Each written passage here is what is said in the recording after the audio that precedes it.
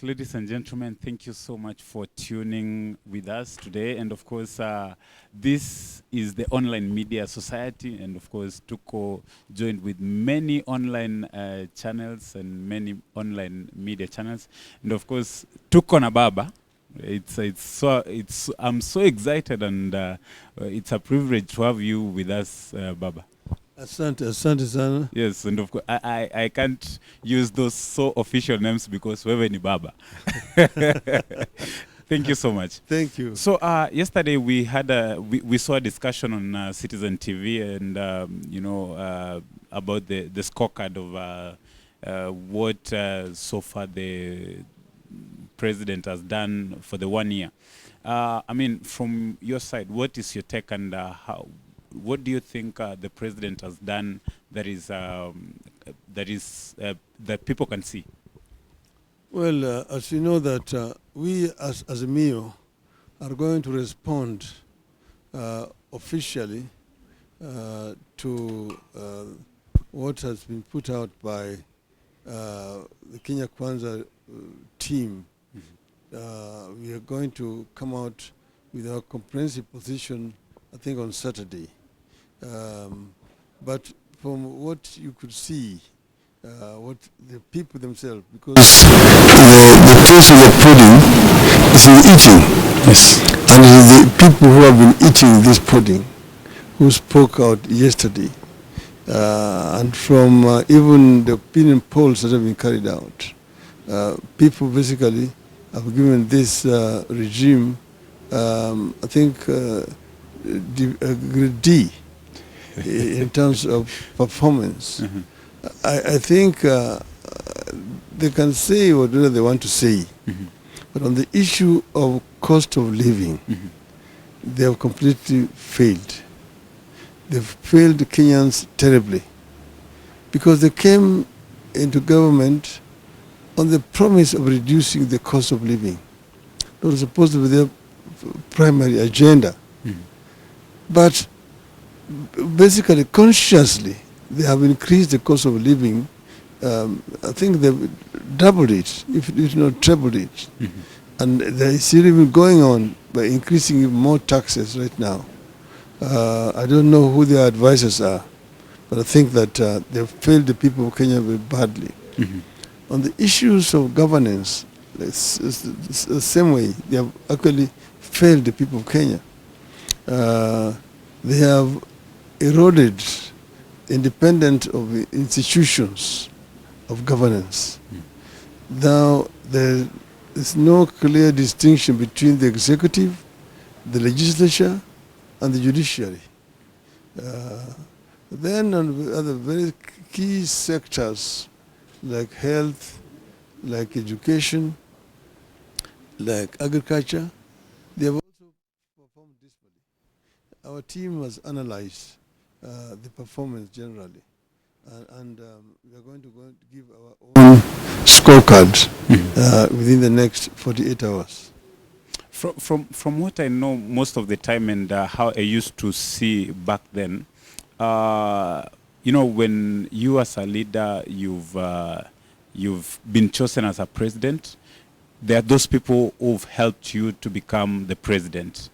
And most of the time, they used to award them as ambassadors. And now, this time, we can see the president took those friends, the close friends who are politicians, and put them as CSs. Does this worry you as one of the leaders in this nation? Will they score the marks that they are supposed to score?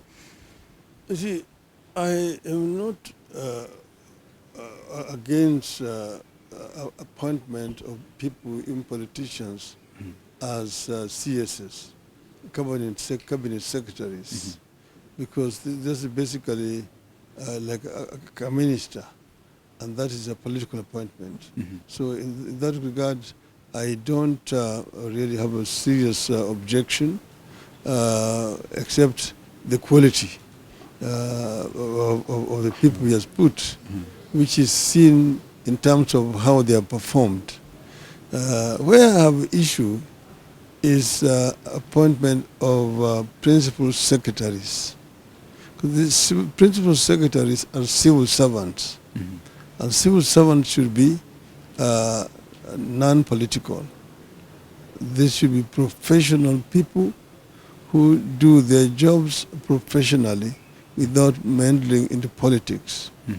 But a situation where former members of parliament are being appointed as permanent secretaries, as it were, political activists, failures, people who had already resigned to go and run for political offices and who failed, being again reappointed into public service, particularly civil service, in my view, is a very misguided decision.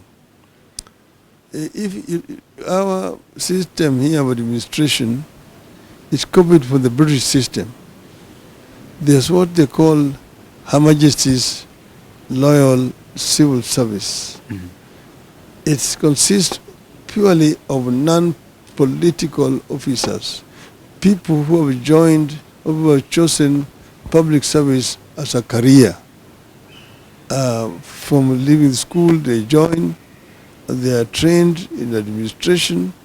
They are trained how to handle government affairs, and they serve loyally, irrespective of the government of the day.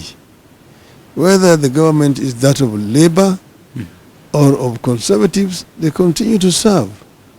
But this is a situation where you bring in political failures into civil service and you sack highly qualified, highly trained bureaucrats purely because they don't belong for your tribe. In my view, is a very, very misguided and unfortunate development. Apart from that, I know that we are running out of time. We have so many young people in this country right now who are jobless, and from the previous regime, they had secured a space for them to be able to get something for their daily life. I mean, does it worry you that we are having so many jobless young people in the country who are doing nothing and waiting for the jobs that are being promised right now? It's very, very worrying indeed. The unemployment rate is too high in the country, and nothing has been done to mitigate the current situation, because jobs cannot be created overnight. But all the other ways and means in which somebody can put money into the pockets of these young people. You remember when we were with the late President Kibaki, we came up with Kazi kwa Vijana. Later on, this was called Kazi Mtaani. This was basically a similar program through which the government will inject money for projects like cleaning up the towns, clearing the drainages, planting trees, and things like those, which will help to put money into the pockets of the youth at this time, indeed. And that really helped a lot, because, as you know, we are also going through a recession caused by the COVID-19 and also for this war in Ukraine. You've got international recession generally. So the government could come up with more creative solutions that could help to alleviate the plight of the youth in the country. Lastly, Baba, because I know so many people have been asking this question, and from my side, I normally say, wewe ni mzalendo. They said, they've been asking, kwa nini wewe haukuiba? You know, kwa nini wewe haukuiba? That's one of the questions so many Kenyans have been asking, because you've been saying that they stole the elections. I mean, from your side, what can you tell Kenyans who've been asking that question? I just tell them that two wrongs don't make a right. I don't believe in stealing. I believe in fair play. So that if we are going into a contest with you, if you beat me, I will congratulate you. And if I beat you, you should also do the same. So that's why I don't come up with methods to rig so that I'm declared the winner. And that's how not to do it. Because next time around, somebody will be able to steal better. And then he will be declared the winner. So what we want is to see that we go into a contest and may the best person win. And that's what we're talking about, creating a truly level playing field. And I say that Mr. Chebukati belongs to prison.